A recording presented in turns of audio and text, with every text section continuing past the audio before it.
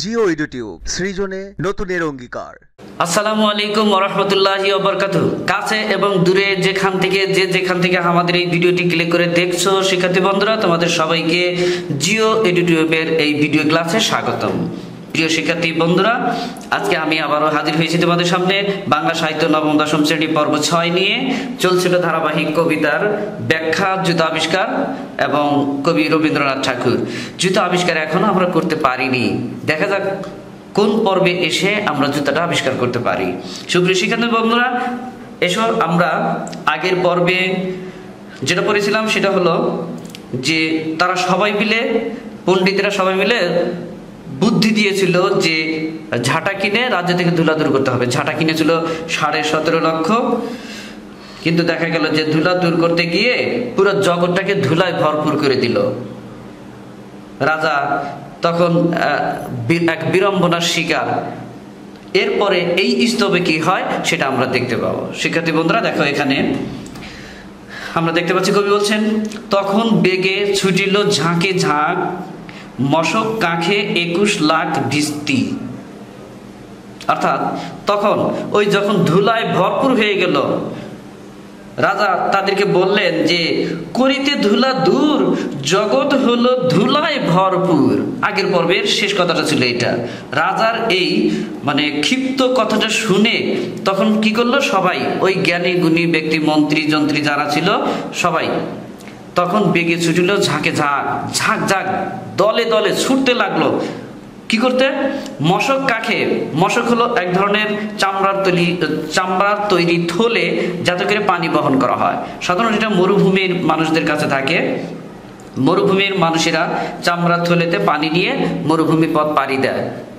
তো সেই মশক চামড়ার থলের ভিতরে করে পানি নিয়ে কাঁখে কোমরে করে, কাঁখে কোমরে, কলস যেমন কাঁখে নেয় কোমরে ঠেকায়, কলস কাঁখে নিয়ে যেমন দৌড়ায় বধুরা, ঠিক তেমনি সবাই এই মশক কাঁখে নিয়ে দৌড়ানো শুরু করলো, ছুটলো দলে দলে, ঝাঁকে ঝাঁকে। এখন এই মশকের সংখ্যা কত সেটাও এক অদ্ভুত ব্যাপার। আমরা যেমন আগে দেখেছি ধুলা দূর করার জন্য ঝাঁটা কিনেছিল 17.5 লক্ষ, আর এখানে মশক দেখা যায় 21 লাখ ভিস্তি। ভিস্তি হলো এই মশকের সমার্থক শব্দ। এটা এই এক ধরনের পাত্র, চামড়ার তৈরি, যাতে করে পানি বহন করা যায়। তো 21 লাখ ভিস্তি মশক কাঁখে করে নিয়ে সবাই দলে দলে ছুটলো। কি করতে? পানি আনার জন্য, পানি টেনে আনার জন্য। পানি কি করবে সেটা জানা যাবে। পুকুরে বিলে রহিল শুধু পা।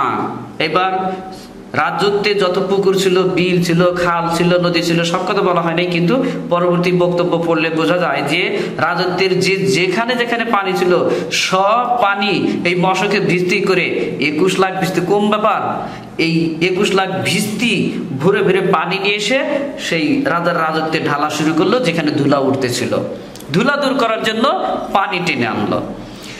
দেখা গেল কি, নদীর জলে নাহিক চলে কিস্তি। নদীর জল শুকিয়ে গেল। রাজার রাজত্বের পানি ঢালতে গিয়ে দেখা গেল নদীর পানি শুকিয়ে গেল, নদীর পানি শেষ। সে নদীর সব পানি এনে রাজত্ব ঢেলে শেষ করেছে। আর নদীতে কিস্তি নৌকা চলে না। নদীর জলে নাহিক চলে কিস্তি, নদীতে নৌকা চলে না, ওটা পাকে পরিণত হয়েছে। যে পুকুরে বিলে রহিলে শুধু পাক, পাক কাদা, পানি নেই, পানি শূন্য, কাদা। তো এই পুকুরে বিলে নদীতে শুধু এখন কাদা, সেখানে কিস্তি, নৌকা চলে না, নৌকা ভাসে না, পানি নেই। তারপরে কি বলছে? জলের জীব মরিল জল বিনা। জলের জীব জলজ উদ্ভিদ, সেখানে মাছ সহ অনেক প্রাণী থাকে, জীব থাকে, জলজ উদ্ভিদ থাকে। এগুলো কি হলো? জলের অভাবে মারা যাওয়া শুরু করলো। জলের অভাবে সেগুলো বিলীন হতে থাকলো। তারপরে কি বলছে? ডাঙার প্রাণী সাঁতার করে চেষ্টা। এবার ডাঙার পানি, যেখানে ডাঙা ছিল, রাজার রাজত্বে পানি ঢালার কারণে সেখানে বন্যার প্লাবন সৃষ্টি হয়ে গেছে। সেজন্য দেখা গেল ডাঙ্গার যে সমস্ত পানি ছিল, স্থলের যে সমস্ত প্রাণী ছিল, জীব ছিল, তারা সাঁতার কাটার চেষ্টা করে জলজ প্রাণীর মতো। বিপরীত অবস্থা তৈরি হয়ে গেছে। পাকের তলে মজিল বেচা কেনা। পাকের তলে, তার মানে হলো ওই যে পানি ঢালার কারণে ধুলা তো দূর হয়েছে, ধুলা দূর হয়ে এখন কাদায় পরিণত হয়েছে। পাকের তলে মানে পাকের উপরে, কাদার উপরে মজিল বেচা কেনা, মজিল মানে চলতে থাকলো কি বেচা কেনা, হাট বাজার বেচা কেনা, সওদা কেনা বেচা বিক্রি কিনি এগুলো শুরু হলো কাদার উপরে। ভয়ঙ্কর ব্যাপার অবস্থা। আগে ছিল ধুলা, এবার কাদায় ভরপুর হলো রাজত্ব, পুরা রাজত্ব কাদায় ভরপুর এখন। এর ফলে কি হলো, পরিণামে সর্দি জ্বরে উজাড় হলো দেশটা। এবার ধুলা দূর করার ফলে যে কাদা তৈরি হলো, কাদা পানি, এর ফলে কাদা পানির ফলে কি হলো, সর্দি জ্বরে উজাড় হলো দেশটা। অর্থাৎ দেশের জনগণের ভিতরে সর্দি জ্বর ছড়ায় পড়লো, জনগণ সর্দি জ্বরে আক্রান্ত হয়ে পড়লো, একেবারে মহামারীর মতো অবস্থা। সর্দি জ্বরে উজাড় হলো দেশটা, পুরা দেশ ছেয়ে ফেললো সর্দি জ্বরে জনগণের ভিতরে, বিপরীত অবস্থা। এখন এই যখন অবস্থা, তখন কহিল রাজা কহিলেন, রাজা বললেন, কি বললেন, যে এমনই সব গাধা ধুলারে মারি করিয়া দিল কাদা। অর্থাৎ রাজা এই যে মন্ত্রী, জ্ঞানী গুণী যন্ত্রী পণ্ডিত যারা ছিল এদেরকে সব গাধা বললেন। গাধা কি, আমরা সাধারণত বুদ্ধিহীন কাজ করলে আমরা গাধার সঙ্গে তুলনা করে তাকে গাধা বলে বকা দেই, গালি দেই, যে গাধারও যে বুদ্ধি আছে।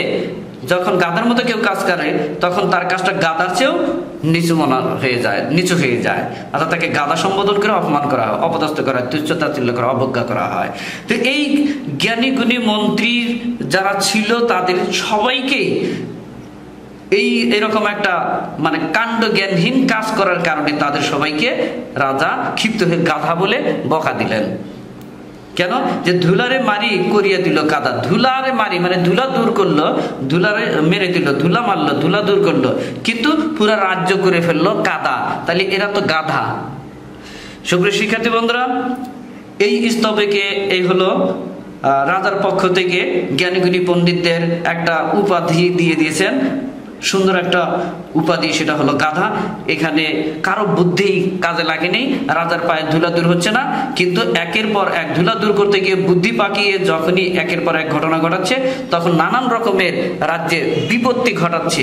সেই বিপত্তি, একের পর এক বিপত্তি, বিড়ম্বনা, দুর্ভোগের শিকার হয়ে রাজা এই সবগুলো জ্ঞানীগুণী পণ্ডিতকে গাধা বলে আখ্যায়িত করলেন, যে ধুলা দূর করলে কিন্তু কাদায় পরিণত করলো আবার রাজত্ব।